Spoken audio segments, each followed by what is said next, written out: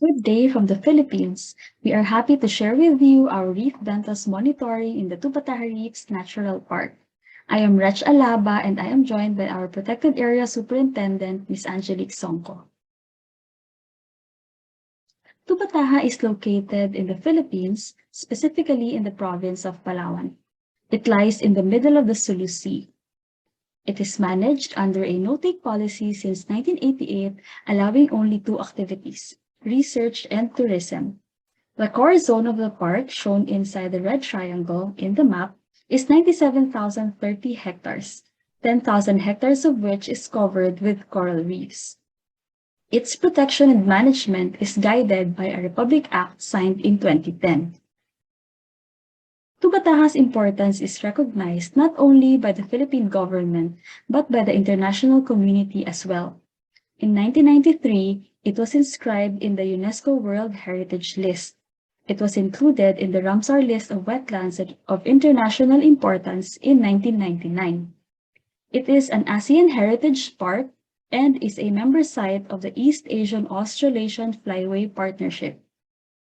In 2017, it was awarded as one of the Global Ocean Refuge, now Blue Parks, and it was designated as a particularly sensitive sea area by the International Maritime Organization.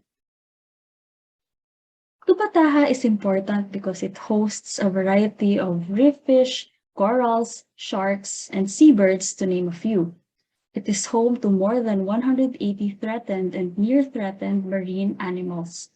A study by Campos et al. Showed that Tubbataha is a major source and sink of fish, coral, and other decapod larvae in the Cebu Sea, and Licuanan et al. Considered Tubbataha as the benchmark for coral reef health in the Philippines.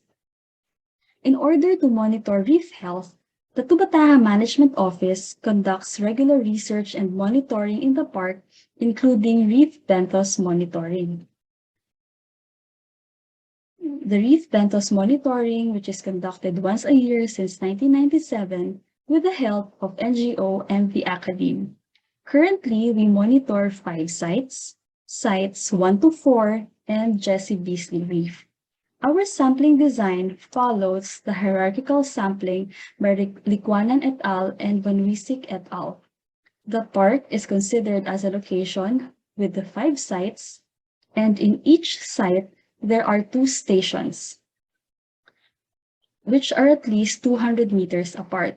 And in each station, we monitor 2 depths: the shallow, which is located in the reef crest between 2 to 7 meters, and the deep, located at 10 meters, which is normally on the walls.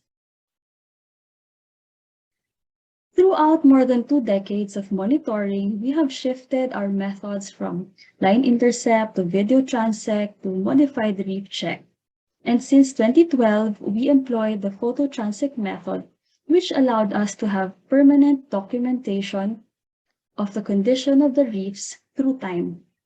In this report, we will only present the monitoring data from 2012 in the shallow stations and in 2017 in the deep stations, due to limitations in comparing the data to the earlier years because of the difference in sampling designs. This report was done in collaboration with Brother Alfred Shields Ocean Research Center of the De La Salle University. The illustration here shows the placement of the transects at different depths. In the shallow stations, there are 5 50-meter transects placed randomly inside a 25 by 75-meter area. In the deep stations, we lay 4 20-meter transects with a 5-meter interval. The transects are laid parallel to the reef. Each photo is scored into taxonomic amalgamation units using coral point count with Excel extensions, or CPCE, shown in the photo, and are grouped under the 6 major categories, namely hard corals, algal assemblages, which include turf and coralline algae, macroalgae, abiotic components, other invertebrates including sponges and cyanobacteria, and Halimeda. The data are analyzed using linear regression and repeated measures analysis of variance. In describing the hard coral cover in the shallow areas, we follow the categories established by Liquanen et al. Shown in the table. The 22% threshold is the average hard coral cover in the Indo-Pacific region. The 33% is the average hard coral cover for Tubbataha Reefs between 2012 to 2015, which was considered as a benchmark for the Philippines, and 44% is arbitrarily set to double the threshold, leading to an easy-to-remember 22, 33, 44 set of thresholds. In 2021, the mean hard coral cover for both the Tubbataha Atolls and Jessie Beasley Reef belonged to categories B and C, which are both above the Philippine national average and the Indo-Pacific average. The average hard coral cover in the shallow stations of the two atolls is 32.3%. The illustration shows the average hard coral cover per station. The colors depicts the hard coral cover categories in Liquanen et al. At the station level, Jessie Beasley had the highest mean hard coral cover at 41.3%. The corals in these stations are mostly composed of monospecific stands of folios and encrusting Montipora and branching Acropora, Isopora, and Meliopora. We have established a new monitoring station named Station 5A, located in the southern tip of the South Atoll, and it had the highest hard coral cover among all the stations at 54.6%. In the shallow areas from 2012 to 2031, we observed an overall decline of 0.91% in hard coral cover per year, and this was most apparent in the South Atoll, where 1.98% decline in hard coral cover was recorded, while the North Atoll's hard coral cover did not significantly change. Incidentally, the decline in the average hard coral cover in the two atolls coincided with the increase in sponge cover at 0.65% per year. The mean sponge cover in 2012 was only 0.3% and it reached 6% last year. The average algal assemblage cover in Tubbataha atolls was at 54.3%, which is higher than the average hard coral cover at 32.3%. The charts you see here present the hard coral cover in green, algal assemblage cover in red, and sponge cover in blue through time at the site level. We see in the charts the apparent increase in algal assemblage cover, mainly turf algae, in most of the monitoring sites. We would like to highlight a few sites and stations where significant trends were seen over time. At the site level, Jessie Beasley, located at the northern part of the park, is experiencing a decline in hard coral cover at a rate of 3.01% per year. And as we can see in the graph, this decline appears to have started between 2017 and 2018, and hard coral cover has not recovered since then. We see this trend in the decline in hard coral cover with the trend of algal assemblage increasing at around the same time. And this increase is significant at a rate of 2.2% per year.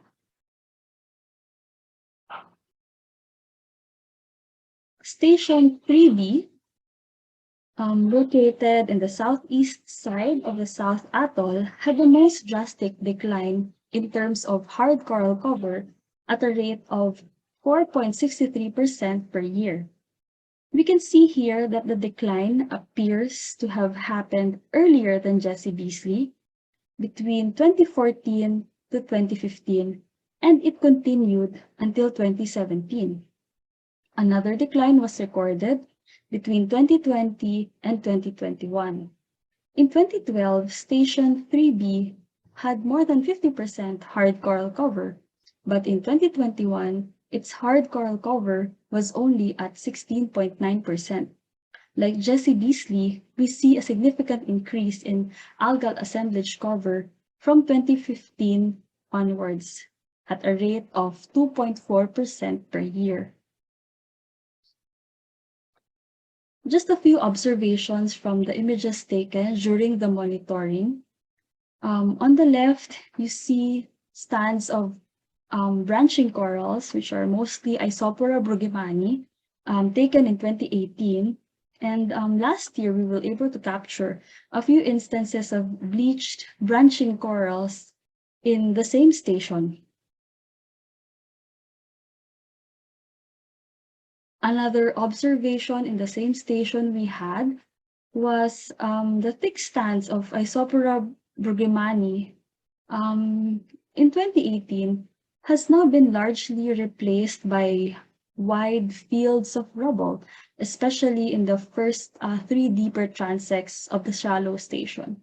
The hard coral cover in 2021, the first three deeper transects only range from 2 to 4%.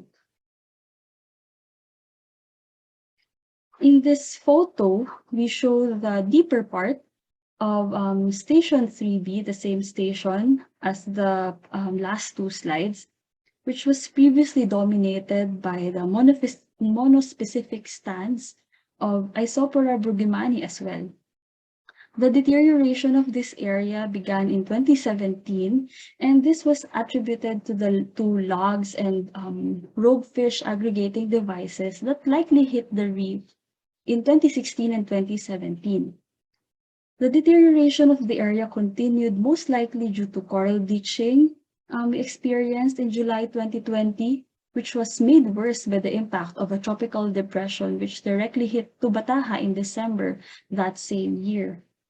It is possible that the significant decline in hard coral cover in Station 3B in 2021 is a result of the cumulative effect of bleaching and storms that exacerbate the conditions.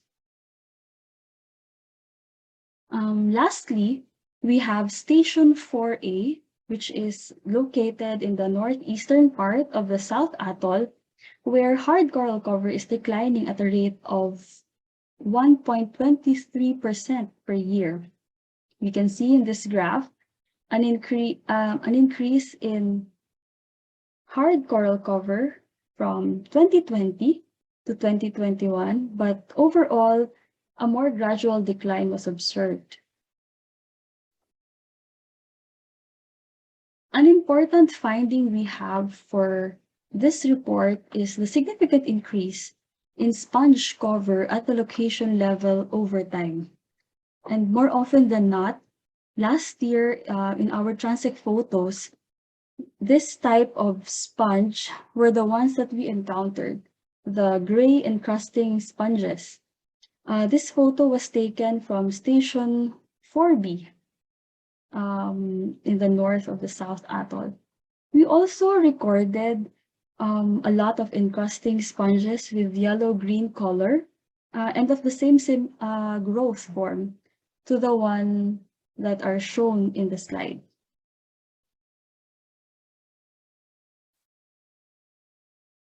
Three sites showed significant increases in sponge cover through the years.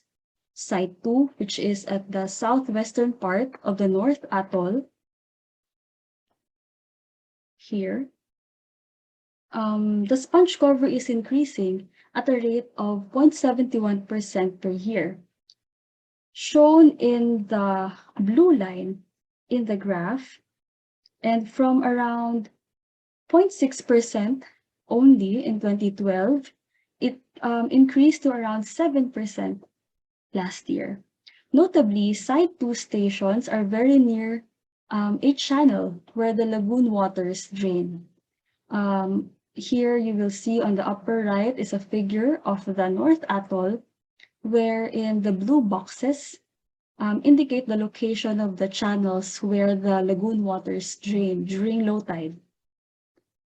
Site 2 is encircled in red so that we can see the proximity of the monitoring site to a nearby channel. Site 4, located in South Atoll, is also experiencing a similar increase in sponge cover at a rate of 0.71% per year. In 2012, Site 4 had only 0.2% sponge cover, and it increased to 5.4% last year.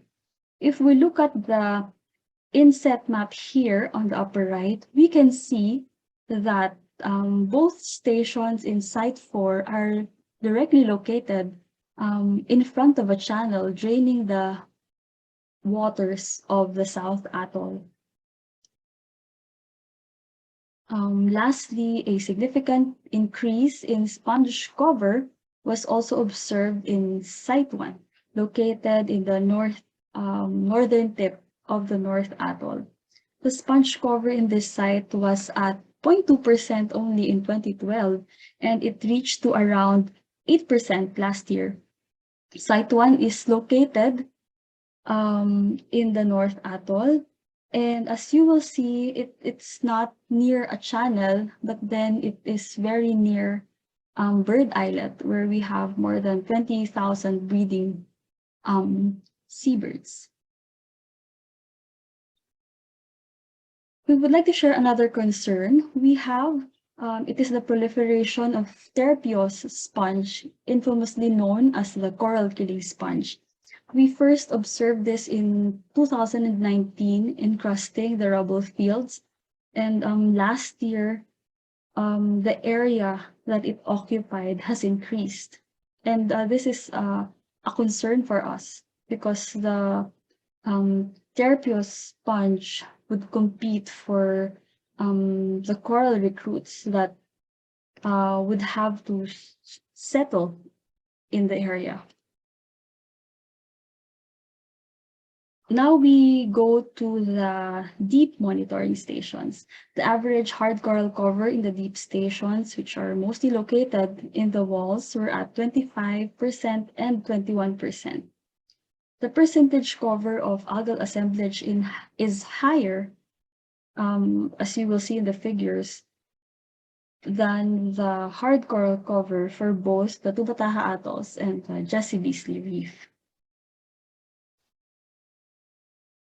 An overall decline in hard coral cover from 2017 to 2021 was also recorded in the two atolls at a rate of 1.2% per year, while an algal assemblage cover increased by 6.4% annually.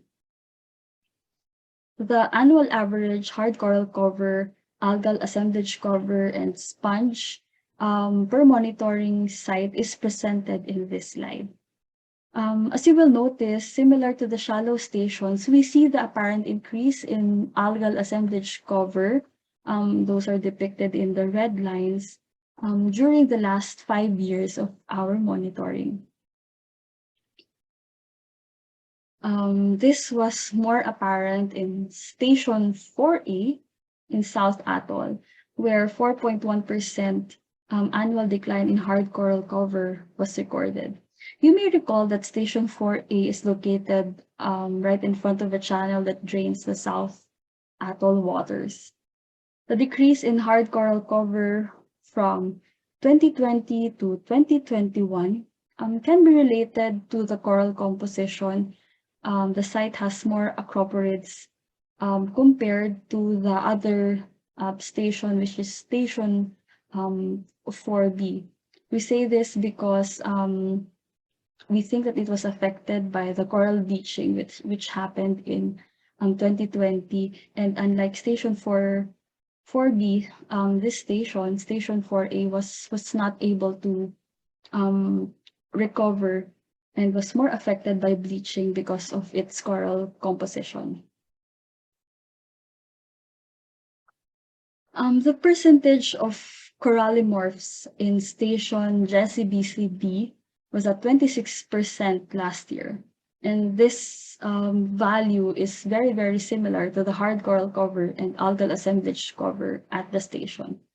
Prior to this, corallimorphs covered 19.6% of Jessie Beasley in 2018, but only 0.9% in 2019.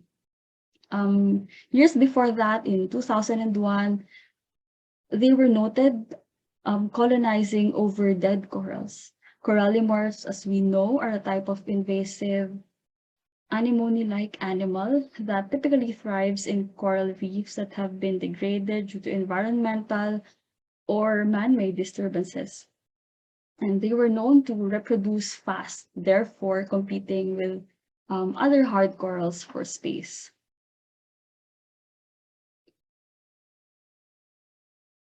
Overall, the hard coral cover of Tubbataha is still in better condition compared to the rest of the Philippines.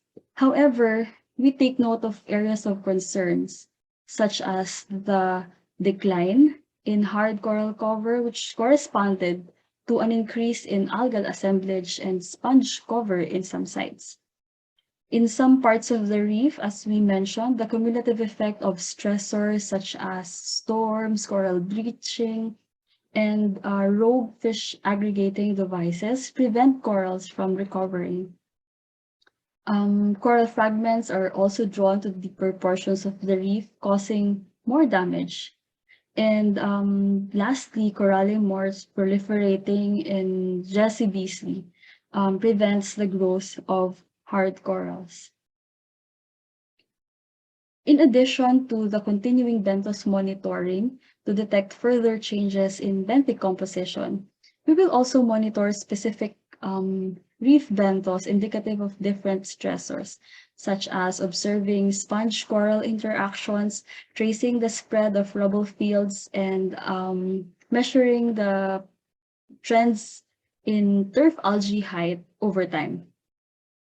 We will continue monitoring the water quality parameters to be able to detect possible eutrophication in the waters, and hopefully we can model the system that could determine the reason for the proliferation of sponges, considering factors such as the role of nutrients in deep waters, the waters coming from inside the lagoon, and seabird droppings, as well as episodic pulses of nutrients. With a partner from the academe, there is a plan to do coral dating to determine phase shifts, if there are any. We will also explore low-cost, environment-friendly interventions to stabilize the rubble fields. And this year, we will prohibit tourist access to dive sites near the monitoring stations where the hard coral cover are severely declining. To end our presentation, we would like to pose a question that we've had for a couple of years now. What is causing the decline in hard coral cover and the proliferation of terpio sponge and other sponges, as well as corallimorphs in some of our monitoring stations? If any of you have experiences in responding to similar issues, we would like to hear from you. Thank you very much for your time.